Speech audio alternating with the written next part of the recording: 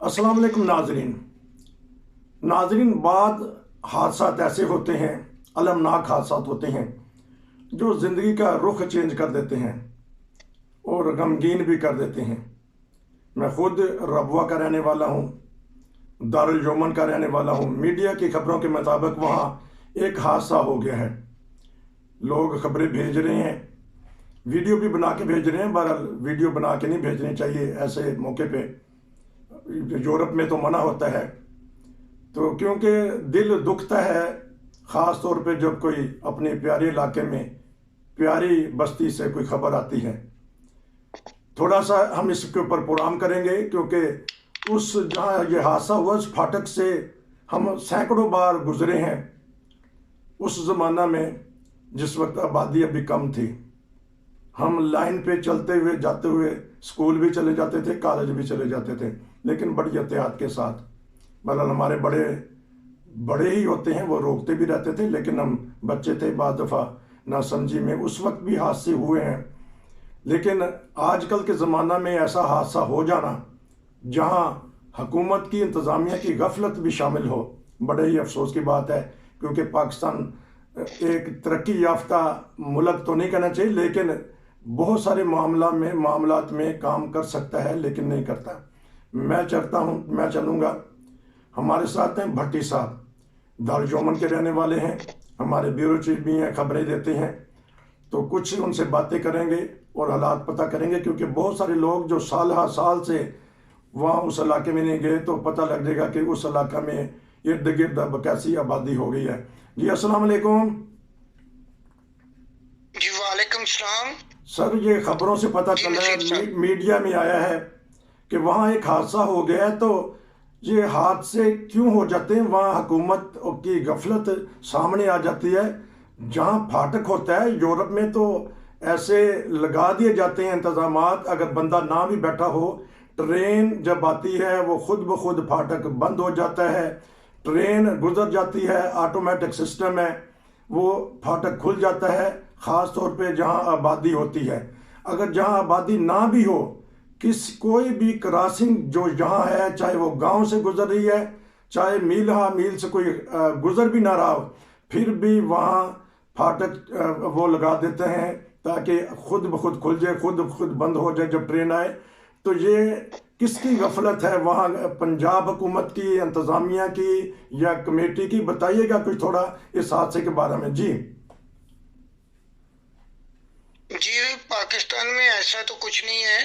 यहाँ फाटक के ऊपर एक आदमी होता है जो ट्रेन के टाइम पे फाटक को बंद कर देता ठीक है और जब ट्रेन गुजर जाने के बाद खोल देते हैं। ऐसा सिस्टम है पाकिस्तान में। ठीक। लेकिन ये जो वाकया हुआ है बहुत अफसोसनाक हुआ है, बहुत दिल को तकलीफ पहुंची है।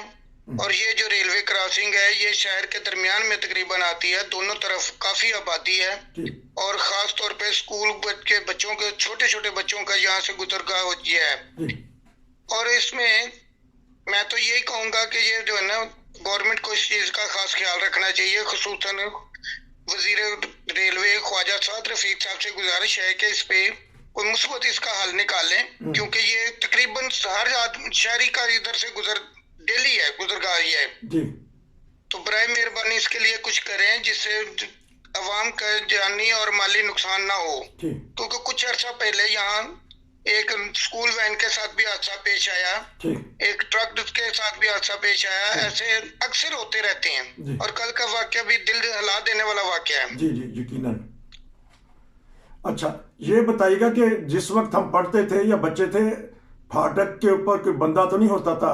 जहाँ भी कोई फाटक होते थे पाकिस्तान में, पंजाब में, जहाँ भी जाएं, एक तख्ती लिखी होती थी कि यहाँ जो फाटक वाला है वो मर गया है। वो अबारत मैं आपको बता रहा हूँ जो 40 साल पहले थी। जो फाटक बंद करने वाला है बंदा मर गया है, अपनी जिम्मेदारी पे फाटक को क्रॉस करें। एक तो फाटक भी वहाँ छोटे छोटे होते हैं, अगर दो गाड़ियाँ क्रॉस करें तो क्रॉस भी नहीं हो सकती। तो जो पैदल चलने वाले हैं उनके लिए कोई और गुजरगाह नहीं थी कि नीचे से गुजर जाया करें। जिस तरह आपने बताया कि वहाँ बच्चे भी जाते हैं, टांगे रेड़े भी चलते हैं, या रक्शे भी जाते हैं, ट्रक भी जाते हैं, हादसा होते रहते हैं। कोई इंतजाम नहीं था वहाँ से? जी यहाँ कोई ऐसा इंतजाम नहीं था। और इसीलिए तो गुजारिश कर रहे हैं कि गवर्नमेंट से या तो इधर से कोई अंडरपास बनाया जाए या जी इधर कोई फाटक लगा के किसी आदमी की ड्यूटी लगाई जाए जी जो शहरियों के तहफ़्फ़ुज़ के लिए हो। ठीक ठीक। तो बराए मेहरबानी ये मैं मीडिया के थ्रू ख्वाजा साद रफीक साहब से गुजारिश करूंगा कि इस बारे में खास तौर पर गौर करें। जी काफी नुकसान उठा चुकी है आवाम, अच्छा तो मजीद नुकसान से बचें। अच्छा। सरगोदा रोड की बाद दफा फिल्में वहां से जब मिलती हैं तो वहां तो हैवी ट्रैफिक भी चल रही है, छोटा सा रोड है, साइकिल वाले भी चल रहे हैं, रक्षा चिंची रक्षा भी आ गया आजकल, वो भी चल रहा है।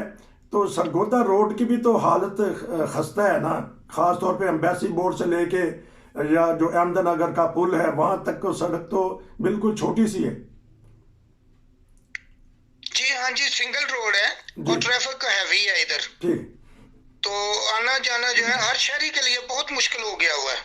तो ये भी बताइएगा कि स्कूल की जो वैन के हादसे होते हैं तो स्कूल की इंतज़ामिया लिखती नहीं है उनको, मुतलका अहदेदारान जो उनसे होते हैं जो चला रहे होते हैं रेलवे का सिस्टम को। जी ऐसे जो भी ऐसा हादसा होता है तो वो उसमें वो मीडिया जो है ना वो हरकत में आ जाता है, अखबार में टीवी में सब जगह पे खबर आती है, तो ये फिर गवर्नमेंट को चाहिए ना इस पे अमल करें। तो सुनने में तो ये आया था कि वहाँ तो रेलवे का सिस्टम सही नहीं है कि भी कम ट्रेनें जाती हैं, सरगोदा लाइन जो जाती है चन्योर से सरगोदा रबवा बीच में आता है। तो ये कौन सी ट्रेन थी जो जा रही थी इस वक्त, उस वक्त आ रही थी? जी ये मिल्लत एक्सप्रेस थी। ये कब शुरू हुई है, कहाँ जाती है, ये भी थोड़ा सा नाज़रीन को बता दीजिएगा क्योंकि हमें तो पता नहीं उस वक्त चनाब चलती थी या एक लाहौर जाने वाला डब्बा चलता था या 12 बजे की एक ट्रेन चलती थी किसी ज़माने में। जी जी ये जो है ना ये सरगोदा से कराची, कराची से सरगोदा आती है मिल्लत एक्सप्रेस। अच्छा, हर रोज़ तो चनाब एक्सप्रेस अब ख़त्म हो गई है। जी चनाब एक्सप्रेस जो है ना वो भी चलती हैं, जी लेकिन सरगोदा वाली गाड़ी भी जो है ना वो बंद हो गई है। सरगोदा एक्सप्रेस जो थी अच्छा लाहौर जो जाती थी। अच्छा। तो कोई अब, जी क्योंकि जब हम वहाँ की कोई क्लिप देखते हैं तो हमें ट्रैफिक पुलिस का कोई इंतज़ाम नज़र नहीं आता, चाहे वो बड़े बड़े रोड हो, अक्सा रोड हो जहाँ बेशुमार लोग रेडी वाले, सब्जी फरोश या दूसरे दीगर रक्षे वाले आते हैं रोज़ी रोटी कमाने के लिए। कोई वहाँ म्यूनसिपल कमेटी का इंतज़ाम नहीं देखने में आता, जो क्लिप हमें वहाँ से मिलते हैं। तो इस बारे में कोई बताइएगा क्योंकि आप तो जाते रहते हैं, कैसा देखते हैं, खुद बचो और बचाओ। जी रश तो है ना, तो जी रोड छोटे हैं, रश ज्यादा है, रेडियां वाले भी आते हैं, अब गरीब आदमी है रोजी कमाने के लिए वो तो निकलेंगे, ठीक। रोड के ऊपर ही रेडियां खड़ी करते हैं, इसलिए वो ट्रैफिक का निजाम भी जो है वो धर्म भरम हो जाता है। तो ये अब ये भी तो इस बारे में भी गवर्नमेंट करे। हाँ जी, क्योंकि आप लबे सड़क जी रहते हैं सरगोदा रोड के ऊपर, तो जो सरगोदा रोड को क्रॉस करना वो आसान ही है कि उसके लिए भी मुश्किल पेश आती है अगर आपने साथ वाले इलाके में जाना पड़ता है तो कोई अंडरपास किया हुआ है आप? जी बहुत मुश्किल है इधर जो है ना, वो अंडरपास बनाना बहुत जरूरी है। आप कहते हैं कि जो सड़क जाती है उस पे भी अंडरपास होना चाहिए और जो लाइन जाती है उसके ऊपर भी अंडरपास होना चाहिए। जी बिल्कुल।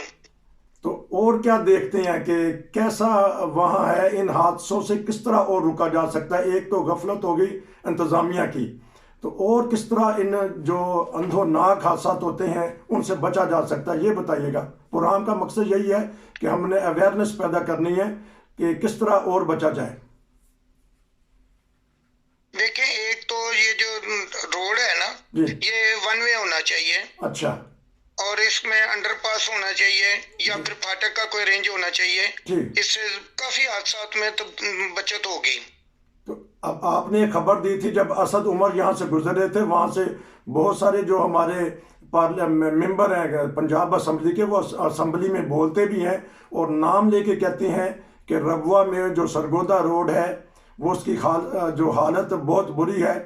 तो कहते हैं कि परवेज अलाई ने गुजरात डिवीज़न में अरबों रुपए खर्च कर दिए, तो ये जो ज़िला चन्योट है इसके इर्द गिर्द के देहात या साथ साथ की जो आबादियाँ हैं वहाँ तवज्जो नहीं दे रही हुकूमत पंजाब।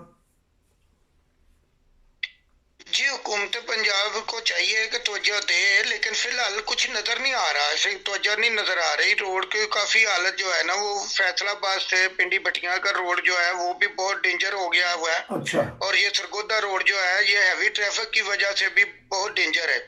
इस पर खास गौर करना चाहिए। मेरी तो यही गुजारिश है हुकूमत पाकिस्तान से, तो इसके बारे में खास तौर पे देखा जाए।